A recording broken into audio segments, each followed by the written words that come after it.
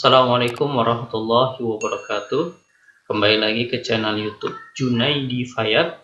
Kali ini kita akan mempelajari pembelajaran 3 subtema 1 dari tema 5, di mana pembelajaran 3 ini kita akan mempelajari 3 materi ya.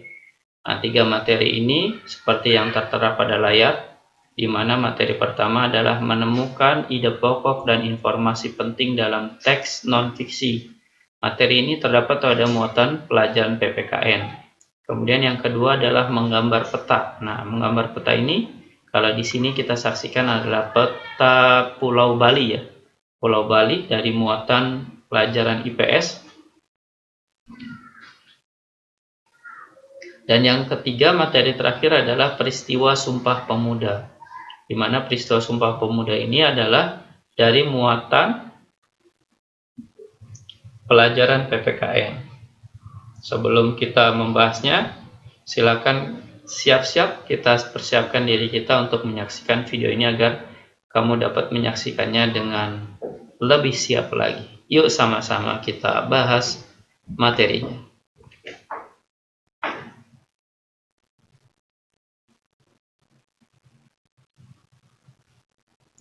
Materi pertama dengan muatan pelajaran Bahasa Indonesia kompetensi dasar 3.7 dan 4.7, di mana materinya berbunyi menemukan ide pokok dan informasi penting dalam teks non-fiksi.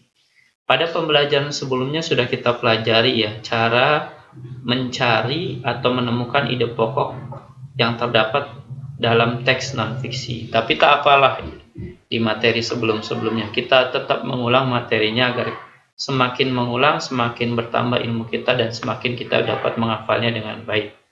Nah, di sini ada cara menentukan ide pokok dan informasi penting dalam teks non-fiksi. Nah, cara-cara ini adalah cara yang harus kita lalui atau kita tempuh untuk menentukan ide pokok dan informasi penting dalam teks non-fiksi, di mana ada 4 ya caranya dalam menentukan ide pokok. Yang pertama adalah, kalau kita lihat baik-baik, yang pertama membaca keseluruhan teks bacaan. Jadi bacaan yang ada, yang tertera pada buku kamu, kamu baca dulu teksnya secara keseluruhan. Keseluruhan itu berarti semua teksnya, semua paragraf yang ada kamu baca baik-baik dengan seksama nih. Nah, dibacanya dengan seksama. Bukan membaca cepat, bukan membaca asal aja, tetapi membaca keseluruhan teks bacaan dengan seksama, dengan cermat, dengan penuh keyakinan kalau ditambahkan ya.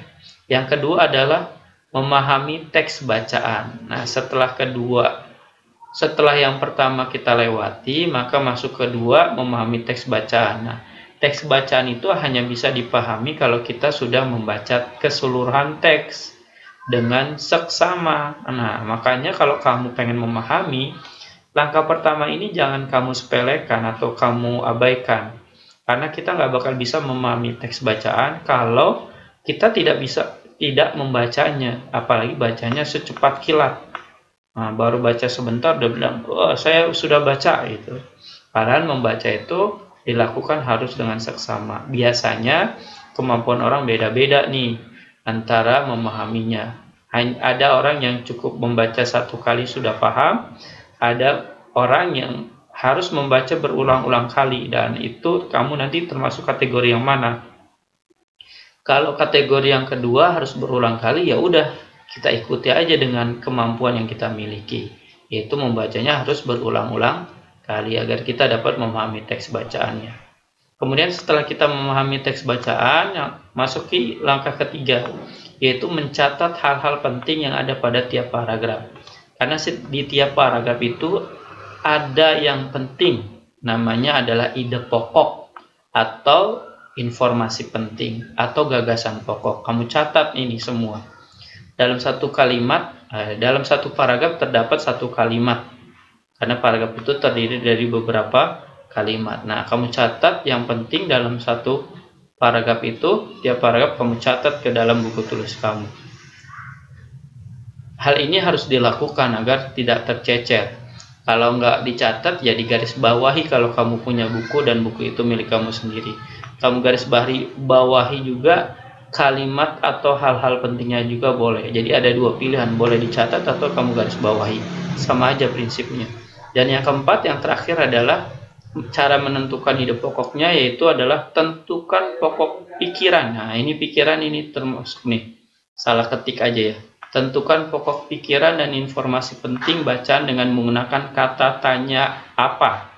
Jadi untuk memudahkan mendapatkan ide pokoknya, kita menggunakan kata tanya apa, di mana, siapa, kapan, mengapa, dan bagaimana untuk membantu menemukannya.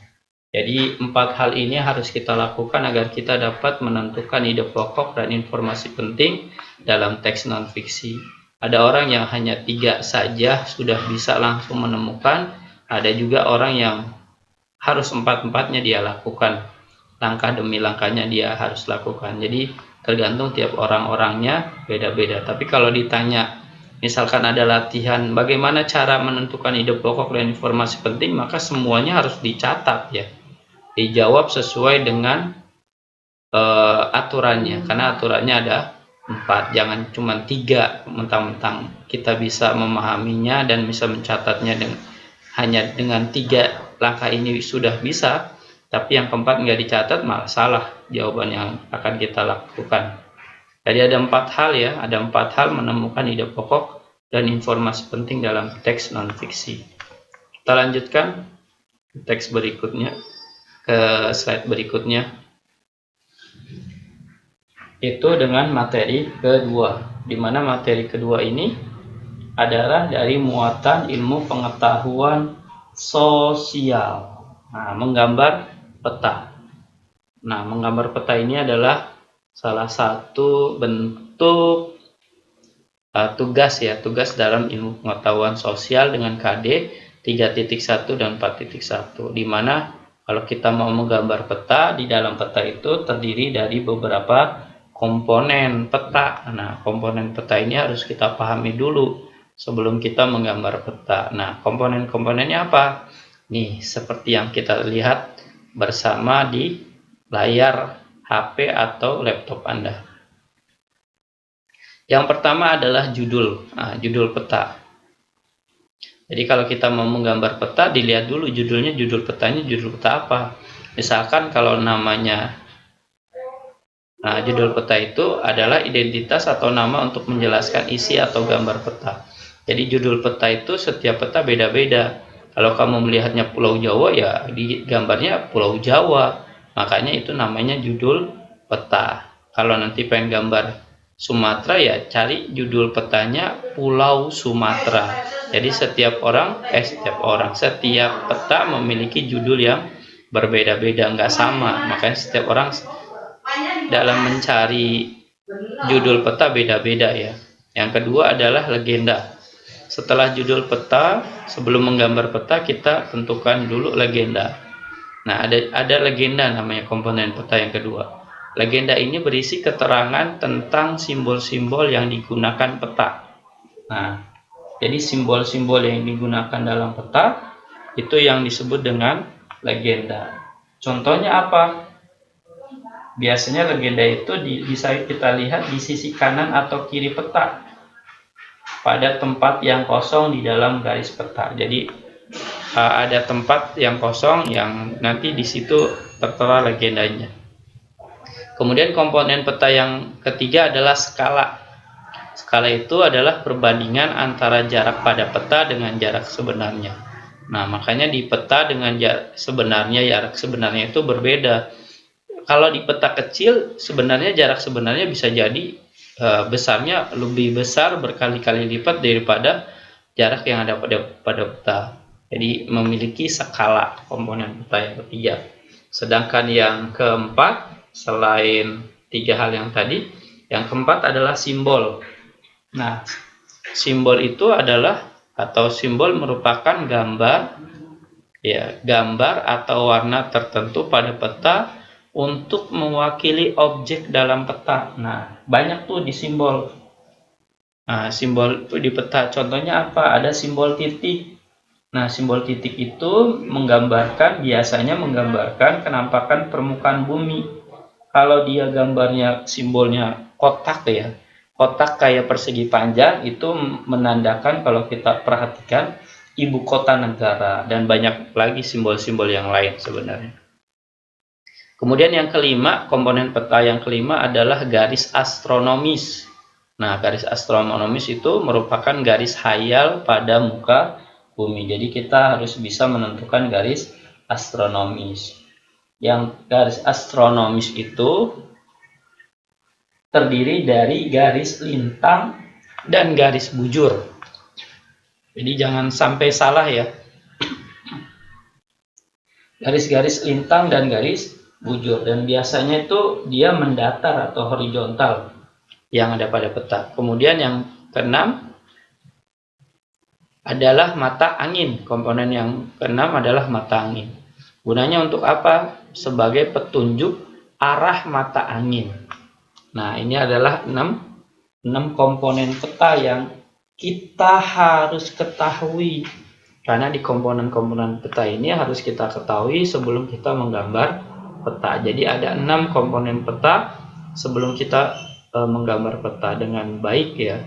Agar kita dapat menggambar peta dengan baik dan benar, maka kita harus mengetahui dulu komponen-komponen peta. Kemudian kita lanjutkan.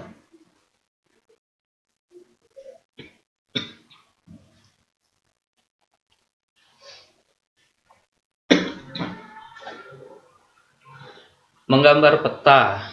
Yang kedua adalah menggambar peta. Kalau tadi adalah komponen-komponen peta, yang kedua adalah menggambar peta masuk ke dalam materi yang merupakan judul dari pelajaran ilmu pengetahuan sosial. Nah, menggambar peta itu ada beberapa langkah ya.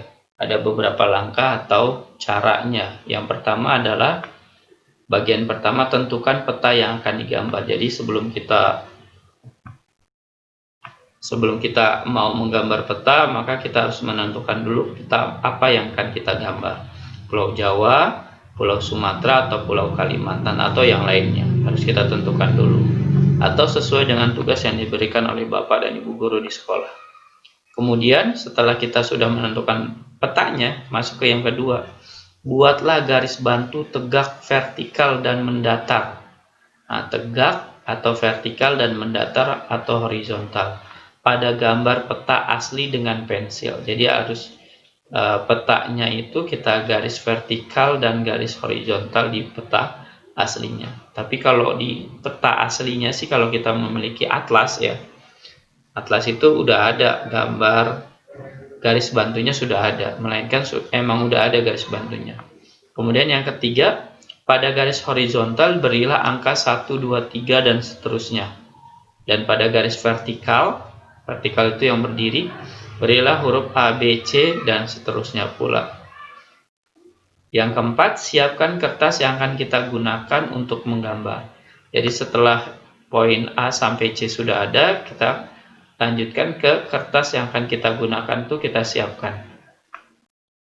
Setelah itu yang kelima, buatlah kotak-kotak dengan ukuran yang sama seperti pada peta asli. Jadi kalau peta aslinya itu ada garisnya, misalkan garis tegaknya ada 4, maka kita membuat kotak-kotak garis tegaknya pun ada 4, termasuk garis horizontalnya juga sama sesuai dengan peta aslinya.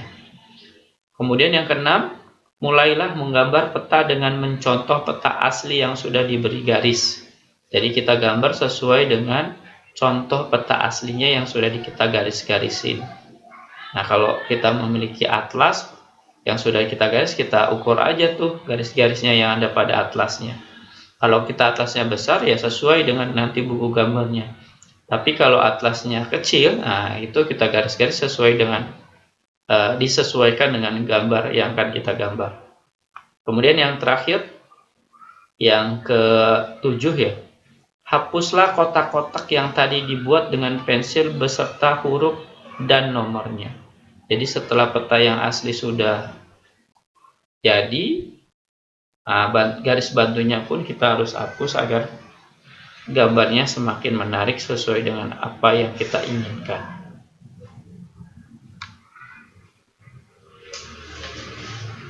Berikut adalah latihan soal pada pembelajaran video kita kali ini, di mana latihan soalnya ada 4 soal ya.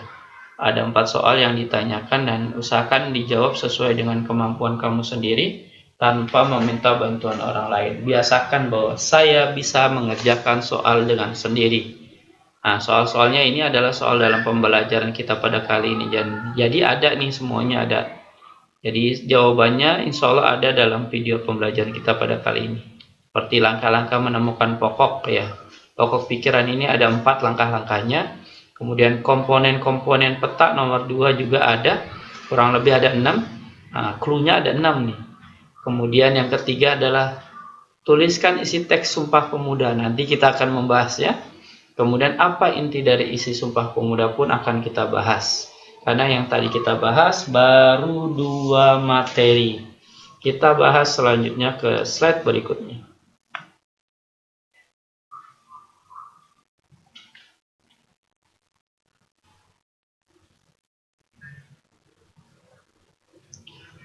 Kita masuki materi yang terakhir, yaitu muatan pelajaran PKN dengan KD 3.4 dan 4.4, di mana materi yang terakhir ini adalah peristiwa Sumpah Pemuda. Nah, setelah kita atau sudah masuk kelas 5, biasanya kita sudah mengenal yang namanya istilah Sumpah Pemuda. Karena ketika kita mengikuti upacara ya, upacara bendera peristiwa Sumpah Pemuda yang biasanya upacara dilakukan pada tanggal 28 Oktober memperingati Hari Sumpah Pemuda, dan ini selalu dibacanya. Sumpah Pemuda merupakan hasil keputusan Kongres Pemuda kedua ya. Kongres Pemuda II yang diselenggarakan pada tanggal 27 sampai 28 Oktober 1928 atau 1928 di Jakarta. Jadi inilah hasil dari pertemuan kongres ini menghasilkan Sumpah Pemuda yang sering kita bacakan. Kemudian, Sumpah Pemuda merupakan dasar untuk membangkitkan rasa persatuan dan kesatuan.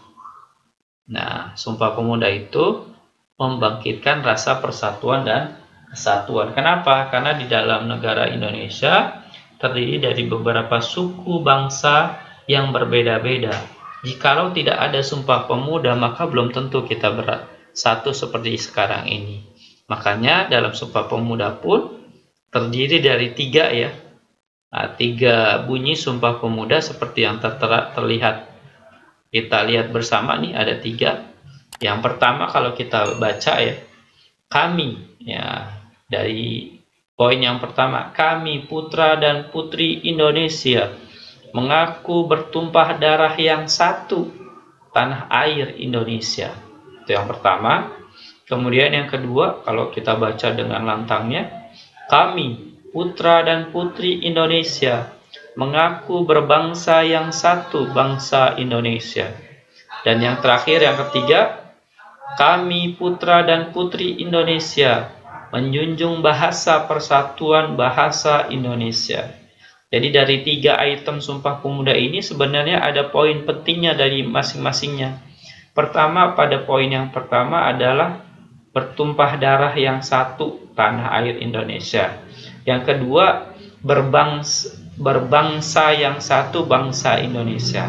Dan yang ketiga adalah berbahasa satu, bahasa persatuan, yaitu bahasa Indonesia. 3 hal itu dicantumkan oleh pemuda-pemuda pada saat itu, pemuda Indonesia tepatnya ya, 28 Oktober 1928 di Jakarta, menghasilkan Sumpah Pemuda yang saat ini kita selalu baca ketika memperingatinya atau ketika kita belajar. Nah, kita lanjutkan.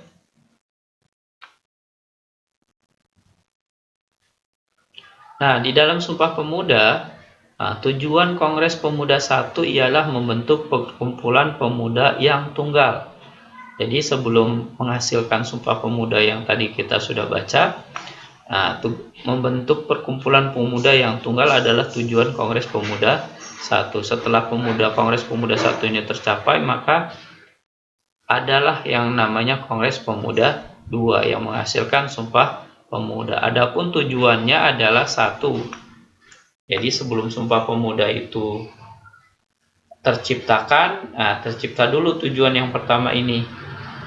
Yang pertama adalah memajukan paham persatuan dan kebangsaan.